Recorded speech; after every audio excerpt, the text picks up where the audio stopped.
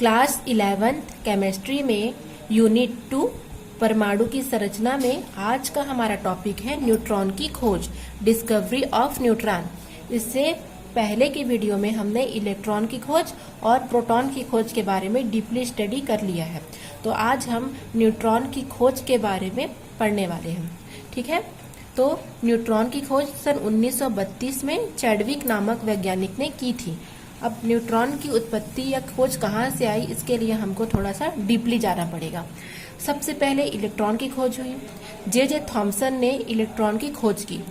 उसके बाद प्रोटॉन की खोज हुई, जिसको गोल्डस्टीन ने की। तो पहले तक हमको ये पता था कि परमाणु है, परमाणु के अंदर प्रोटॉन पाए जाते हैं और उसके चारों ओर कक्षक गति करते हैं इलेक्ट्रॉन। ठीक है, अर्थात प्रोटॉन में धनात्मक आवेश होते हैं और इलेक्ट्रॉन में ऋणात्मक आवेश होते हैं। उसके पश्चात अभी के समय में हमको ज्ञात है कि प्रोटॉन प्लस न्यूट्रॉन नाभिक में पाए जाते हैं एक परमाणु के अंदर और उसके चारों ओर इलेक्ट्रॉन गति करते हैं। समस्या यहाँ उत्पन्न हुई, क्लू पहले देखेंगे। समस्या यहाँ उत्पन्न हुई, पहले जब प्रोटॉन और इलेक्ट्रॉन की ही खोज हुई थी उस समय हमको पता है ये नाभिक है परमाणु का, ये परमाणु है, इसमें असंख्य धनावेश उपस्थित है, जिसको हम क्या कहेंगे, प्रोटॉन कहेंगे। तो नाभिक में केवल प्रोटॉन है, तो जाहिर सी बात है प्लस और प्लस में क्या होता है, प्रतिकर्षण होता है, प्रतिकर्षण होता है। हमको ये पता है कि प्लस और प्लस में प्रतिकर्षण पाया जाता है। तो उस हिसाब से तो यहाँ पर एक दूसरे से इसको दूर हटना चाहिए और प्रतिकर्षित हो जाना चाहिए। तो अब वैज्ञानिकों के मन में यह सवाल आया कि जब अंदर में नाभिक के अंदर जब प्रोटॉन जो धनात्मक आवेश है तो वो प्रति क्षण एक दूसरे को प्रतिकर्षित कर रहे होंगे, तो अर्थात कुछ तो आभास हुआ कि कुछ तो यहाँ पर होगा जो इनको बैलेंस करके रखा होगा। और क्लू सेकंड में ये पाया गया कि अगर प्रोटॉन और इलेक्ट्रॉन ही केवल पाए जाते हैं तो कुछ तो ऐसा भी कण होगा जिसके जो इन दोनों के बीच आ रहा होगा, जिसकी वजह से एक पूरा परमाणु बैलेंस्ड होगा। ठीक है, तो उन्होंने एक प्रयोग किया। उन्होंने देखा कि मान के चलिए हाइड्रोजन में एक इलेक्ट्रॉन और एक प्रोटॉन पाए जाते हैं, हीलियम में 2 इलेक्ट्रॉन और 2 प्रोटॉन पाए जाते हैं। तो उन्होंने एक भौतिक तुला लिया और उसको एक तरफ हीलियम के 2, क्योंकि हीलियम के भी 2 परमाणु होंगे, या HH अगर 2 हाइड्रोजन लेंगे तो सेम हो जाएगा क्योंकि दोनों का परमाणु क्रमांक 1 है। तो एक तरफ उन्होंने पलड़े पर हीलियम को रखा और दूसरे तरफ पलड़े पर उन्होंने 2 हाइड्रोजन को रखा। क्योंकि दोनों का 2-2 प्रोटॉन पाए जाते हैं तब तो इनको बैलेंस्ड होना चाहिए, किंतु ये बैलेंस्ड नहीं था। इसमें हीलियम का भार ज्यादा होने के कारण वो नीचे बैठ गया और हाइड्रोजन का भार कम होने के कारण वो ऊपर रह गया। तो ये अनबैलेंस्ड हुआ, तब अनबैलेंस्ड हुआ। अब वैज्ञानिकों ने सोचा कि 4 हाइड्रोजन रखा जाए एक पलड़े पर और एक में 1 हीलियम रखा जाए। तब ऐसा करने पर ये भौतिक तुला बैलेंस्ड हो गई, किंतु यहाँ पर तो 2 है और यहाँ पर 4 है। तब वैज्ञानिकों ने ये समझा कि कुछ तो ऐसा कण है, कुछ तो ऐसा चीज है जो प्रोटॉन और इलेक्ट्रॉन के बीच आते हैं।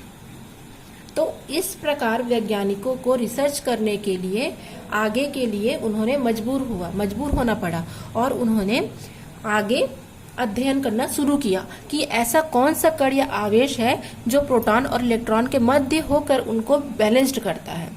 तो उन्होंने क्या किया, चैडविक नामक वैज्ञानिक ने अल्फा कण लिए। अल्फा कण को एक उन्होंने धातु का, हल्के धातु की पन्नी ली या पतली पन्नी ली, जिसमें बेरिलियम या बोरॉन का उन्होंने पतला धातु का पत्र लिया। ठीक है, और अल्फा कणों का उस पर अटैक किया या बोला जाए वर्षा कराया। अल्फा कणों का जब वर्षा कराया और इधर उन्होंने धातु के 2 इलेक्ट्रोड रखे, एक ऋणात्मक और एक धनात्मक।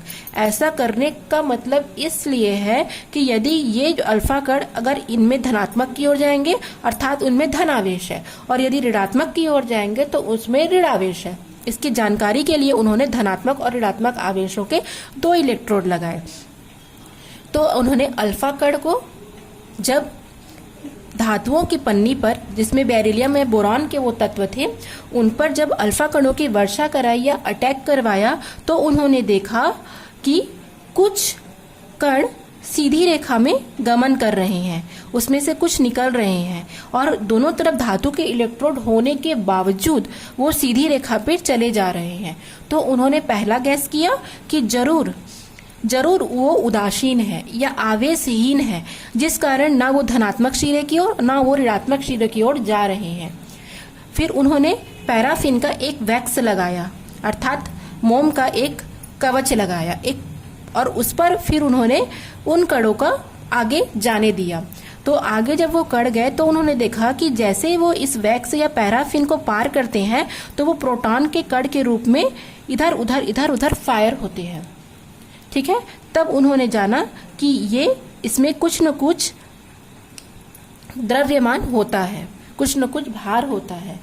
अब सवाल ये था कि गामा किरण, पहले चैडविक ने अल्फा कणों के बौछार करने पर इन किरणों को उन्होंने गामा किरण का नाम देना चाहा, किंतु पैराफिन लगाने से उनका मत बदल गया। क्यों? क्योंकि गामा किरण का आकार बहुत ही छोटा होता है और प्रोटॉन का आकार बहुत बड़ा होता है। तो कोई भी छोटी वस्तुएं अगर बड़ी वस्तुओं से टकराएगी तो क्या होगा? बड़ी वस्तुओं से टकराएगी तो बड़ी वस्तुओं का पर कोई भी उस फर्क नहीं पड़ेगा। लेकिन यदि कोई समान आकार की वस्तुएं समान आकार से टकरा रही हैं तो वो उसे दूर धकेल देंगी। ठीक है, तो जब वैक्स से टकराया किरणें तो वो केवल प्रोटॉन के रूप में बाहर निकला और धनात्मक सिरे की ओर जब गया तो वो प्रतिकर्षित हुआ और ऋणात्मक सिरे की ओर गया तो वो वहां से विक्षेपित होने लगा। तो उससे पता चल गया कि ये जो कण है वो प्रोटॉन में ही पाए जाते हैं और ये एक न्यूट्रल है, उदासीन है। इस कारण उन्होंने इनका नाम न्यूट्रॉन रख दिया। ठीक है, इतना क्लियर हुआ। अल्फा कणों को जब बेरिलियम में बोरान के धातु के पतले चादर या पतले पन्नी पर उन्होंने प्रवाहित किया तो देखा दोनों तरफ धातु के इलेक्ट्रोड होने के बावजूद कुछ कण सीधी रेखा में गमन कर रहे हैं, अर्थात वो उदासीन है या न्यूट्रल है, जिन पर कोई आवेश नहीं है। और जब उन्हें एक रास्ते पर एक पैराफिन या वैक्स रखा तो देखा कि वो प्रोटॉन के कणों के रूप में वहां से बाहर निकल रहे हैं, जिससे उन्हें समझ में आ गया कि प्रोटॉन के साथ एक और आवेश पाया जाता है और वो न्यूट्रल होता है। इस कारण उससे उन्होंने न्यूट्रॉन नाम दिया। अब हम इसकी परिभाषा देखेंगे।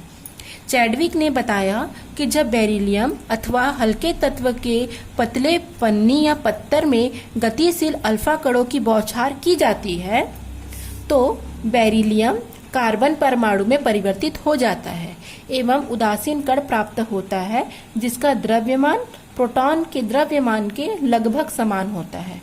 ठीक है, परंतु उसमें किसी भी प्रकार का परमाणु का क्रमांक नहीं पाया जाता। जैसे आप यहाँ बेरिलियम देख रहे हैं, बेरिलियम का 4 और 9 और हीलियम कण, इन पर जब अल्फा कणों की बौछार की गई तो कार्बन में परिवर्तित हो गया। यहाँ पर 4 और 2 6 और यहाँ पर 12 और यहाँ पर 1 13। तो यहाँ पर न्यूट्रॉन जो होता है, न्यूट्रॉन में परमाणु क्रमांक 0 होता है और द्रव्यमान उसका 1 होता है। तो इसी से इसको हम प्रदर्शित करते हैं। ठीक है, अब हम पढ़ेंगे न्यूट्रॉन के गुण।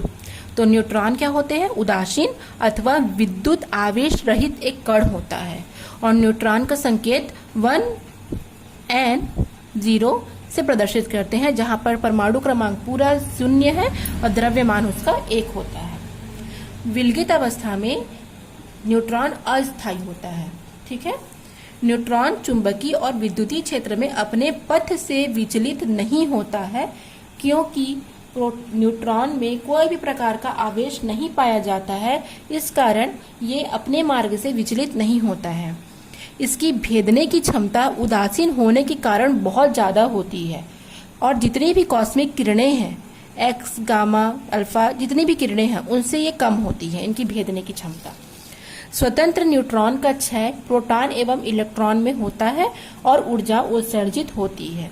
न्यूट्रॉन की त्रिज्या 10⁻13 सेंटीमीटर होती है और न्यूट्रॉन का द्रव्यमान 1.6750 इंटू 10⁻⁻27 किलोग्राम में, और यदि ग्राम में लेंगे तो 1000 से इसको माइनस कर देंगे 1000 से तो 24 हो जाएगा। ठीक है, तो ये हो गया न्यूट्रॉन के खोज और न्यूट्रॉन के गुण। Thanks for watching.